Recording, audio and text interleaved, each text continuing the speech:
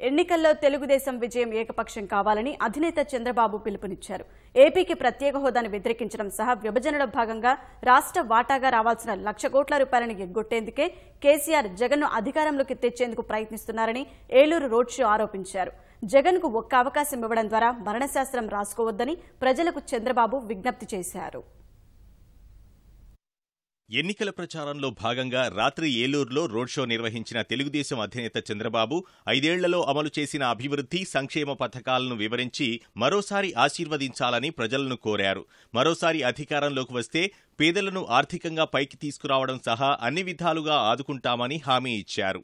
5 ఏళ్లు కష్టపడ్డాను. ఈ రోజు కూలి కోసరం మీ దగ్గరకు వచ్చా. మళ్ళీ నా కోసరం కాదు, భావి తరాల భవిష్యత్తు కోసరం మీరందరూ కూడా ఓట్లు వేయాలని మరొకసారి మీ అందరికి విజ్ఞప్తి చేస్తున్నా. అనేక విధాలుగా సర్వీస్ ప్రొవైడర్స్ ని పెట్టి మీ వైద్య పరీక్షలు కూడా ఉచితంగా చేపిస్తున్నాను. రేపు రాబోయే రోజుల్లో షుగర్ గాని ఏదైనా ఉంటే మీరు ఏ మందుల షాపుకు పోయినా మీ పేరు చూపిస్తే ఉచితంగా మందులు ఇప్పించే బాధ్యత నేను తీసుకుంటున్నా. క్రానిక్ డిసీజ్ ఉంటే, ఏదైనా ఇబ్బందులుంటే వాటికన్నిటికీ మందులు ఉచితంగా ఇస్తాం. ఏ షాప్ అయినా మీ ఇంటి పక్క షాపు పోతే వాళ్ళకిచ్చి తర్వాత బిల్స్ అని ఇస్తే డబ్బులు కూడా పే చేసేస్తాం. ఇదే సమయంలో కేసీఆర్ జగన్ పై విమర్శలు గుప్పించిన చంద్రబాబు తన హయాంలో సృష్టించిన సంపదతో తెలంగాణ ప్రభుత్వం ఇప్పుడు విపక్ష ఎమ్మెల్యేలను కొనుగోలు చేస్తోందని ఆరోపించారు.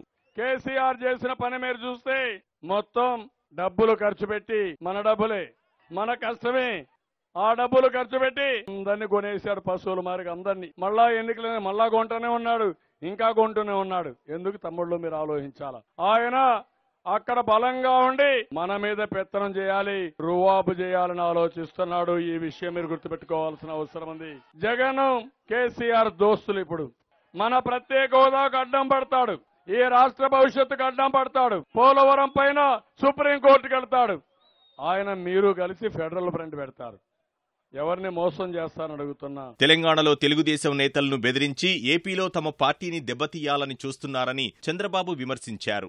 ఈరోజు తెలంగాణలో మీరు చూస్తున్నారు, మన వాళ్ళ ఆస్తులున్నాయి, ఆర్థిక మూలాలపైన దెబ్బతీస్తున్నారు.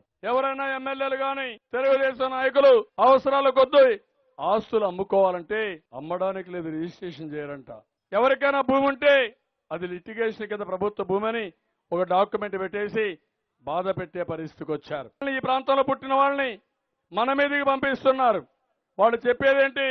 తెలుగుదేశానికి పనిచేయొద్దండి, తెలుగుదేశం పార్టీలో పోటీ చేయొద్దండి, పోటీ చేస్తే మీ మీద దాడులు తప్పవని, నరేంద్ర మోడీ మీ ఆస్తులు మీకు ఇవ్వనని కేసీఆర్ బెదిరించే పరిస్థితి వస్తున్నారంటే నేనేం తప్పు చేశాను తమ్ముళ్ళు, మీరే ఆలోచించమంటున్నా. వైకాపా, తెరాస, భాజపా కుమ్మక్కై ఏపీకి అన్యాయం చేయాలని చూస్తున్నాయని ఆరోపించిన చంద్రబాబు ప్రజలు అప్రమత్తంగా ఉండాలన్నారు. అందరూ కలిశారు, దుష్ట శక్తులన్నీ నా మీద వచ్చేసాయి. నేనేం చేయాలా? మీకోసరం పోరాడా. ఈ దాడి రాష్ట్రం పైన దాడి తప్ప ఇంకోటి కాదు. ఏమారతారా అని మిమ్మల్ని అడుగుతున్నా, మిమ్మల్ని అందరిని అడుగుతున్నా. పౌరుషం ఉందా లేదా అని మిమ్మల్ని అడుగుతున్నా. అయితే 25 సీట్లకు 25 సీట్లు గెలిపించాలి, 175కు 175 గెలిపించాలి. ఎక్కడా రాజీ ఉండకూడదు. మళ్ళా రేపు ఎల్లుండి వస్తారు, డబ్బులు కూడా ఇస్తున్నారు, అప్పుడే కొంటున్నారంట.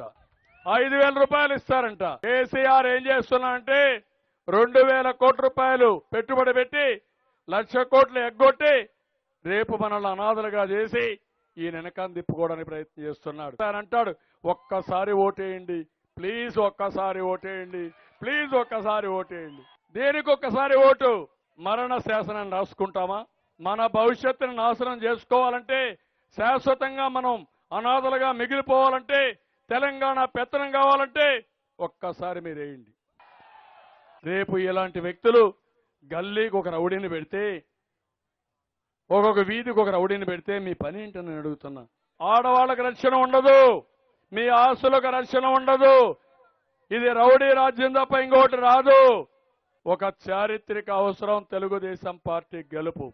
మామూలు గెలుపు కాదు. అవతల వాళ్ళకి డిపాజిట్ రాకూడదు. అది మీరు చేయండి. 5 ఏళ్లు నేను హామీ ఇస్తున్నా, ఏ ఒక్కరికి ఇబ్బంది లేకుండా ఇంకా పసుపు కుంకుమ ఇస్తానే ఉంటా, ఇంకా చాలా పనులు చేస్తానే ఉంటా. ఇవాళ విజయనగరం జిల్లాలో చంద్రబాబు ప్రచారం చేయను.